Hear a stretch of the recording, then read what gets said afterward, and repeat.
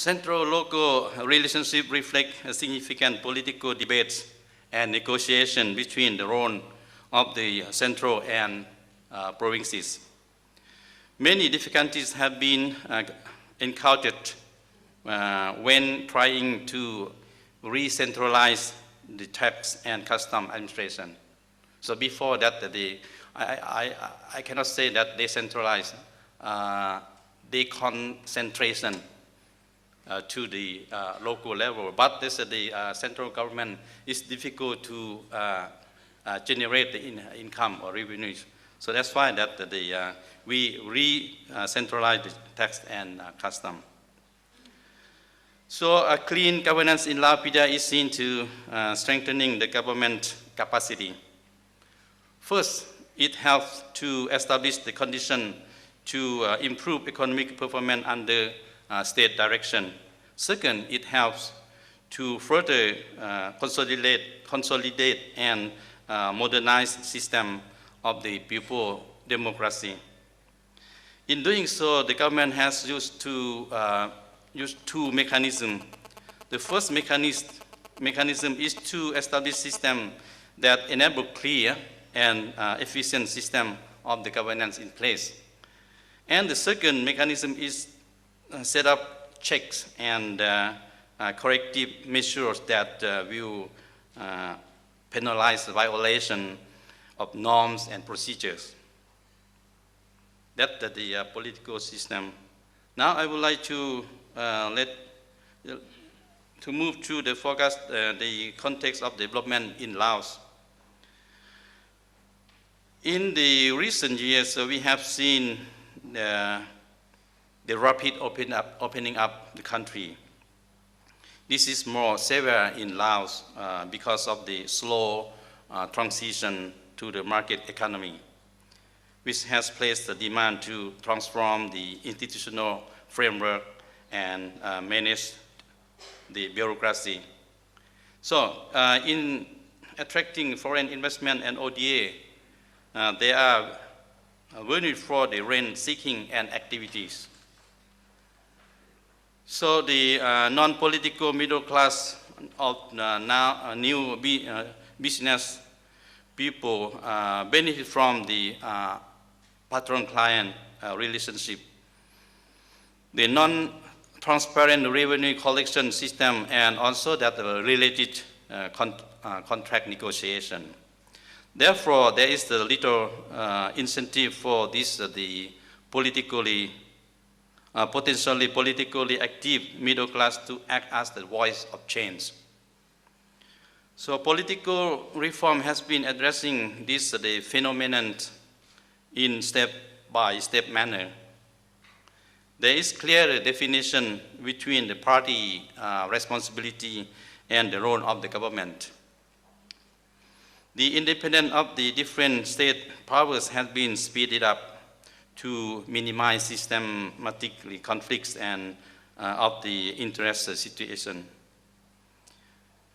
The various fora are now being brought into place, such as the telephone hotline to the National Assembly and enable the citizen to raise the issue. So now is the National Assembly session.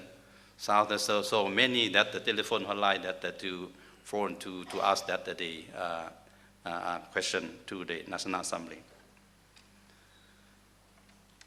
As I mentioned earlier, the government has also taking steps to ensure that the violation of norms is recognized and dealt with. The program of the corruption in Laos was recognized for the first time during that fourth Party Congress in 1986.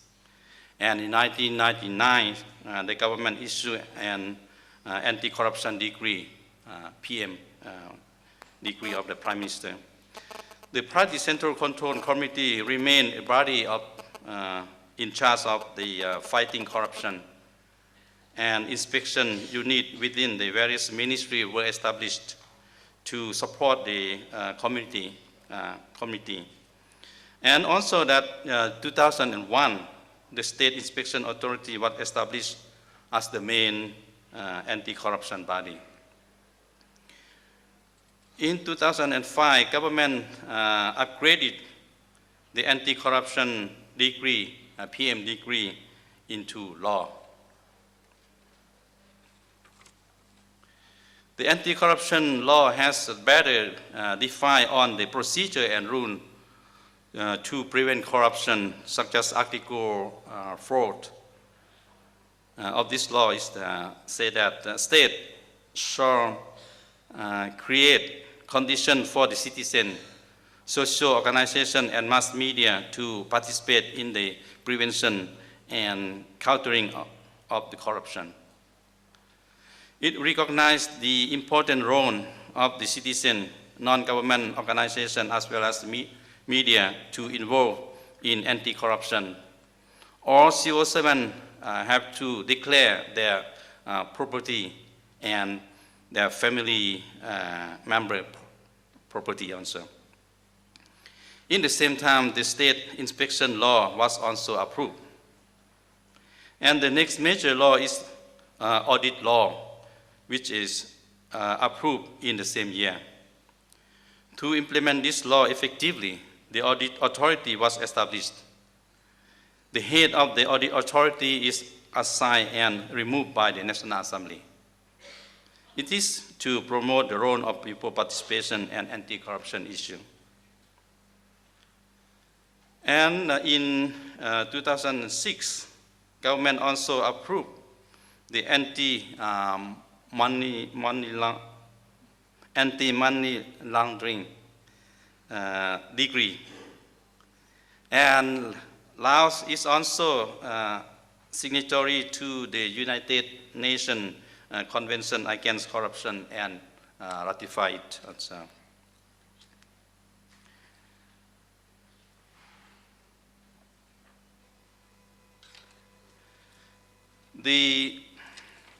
How to promote the clean governance.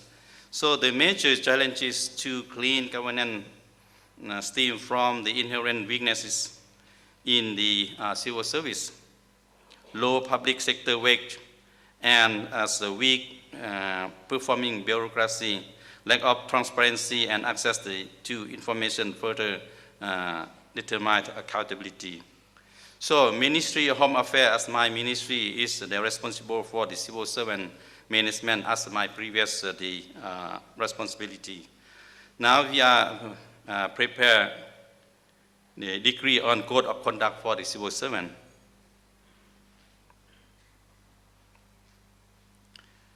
And now also that government has prepared a law on civil servant. This is to replace current regulation of the civil servant. This is for promoting the better performance and transparency in civil service. For the people participation at the local level or the local lower level or local level, district, especially at the district level. So we have the piloting that the District Development Fund or DDF is to provide good lesson and clean and transparent governance at the local level. So DDF or the District Development Fund is the modality that provides fund to district directly. Mainly is to focus on the capacity building of the local administration to manage the fund effectively and transparently.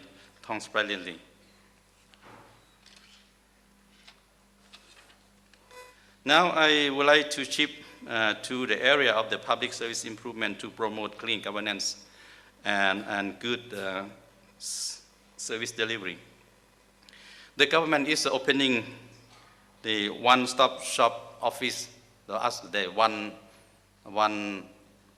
one-stop service office as the one-stop shop model to provide services to the people and also that facilitate investment as is considered to the private sector to be the engine of the economic growth. These offices will simplify and speed up service delivery, reduce scope for the corruption and inefficient practices. This aims to accelerate services to the citizen to simplify procedure of the administration in order to minimize the informal channel of the services. At the same time, it's also established the mechanism to ensure the high quality of services through the regular evaluation.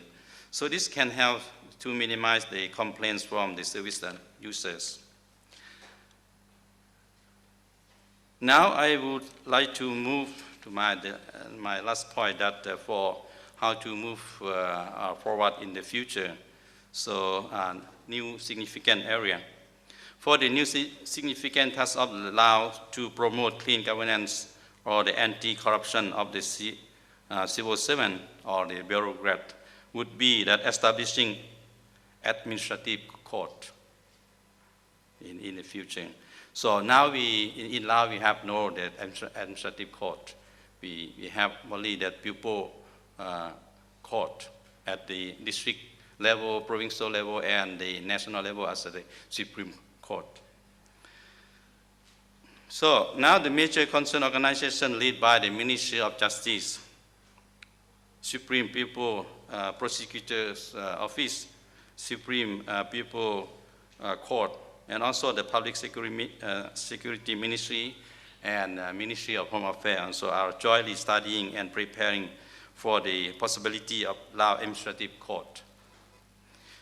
To establish the Administrative Court may take a lot of effort to prepare the practical system, such as laws and personnel like a judge and prosecutor, etc.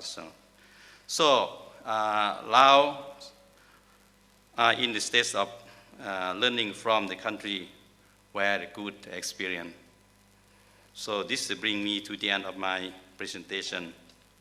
So as I said, this Laopedia is still early stage to share the experience on the good governance compared with our member countries, ASEAN. So we are welcome for all advice and lesson share from you. So thank you very, very much. Thank you, Mr. Keopanya.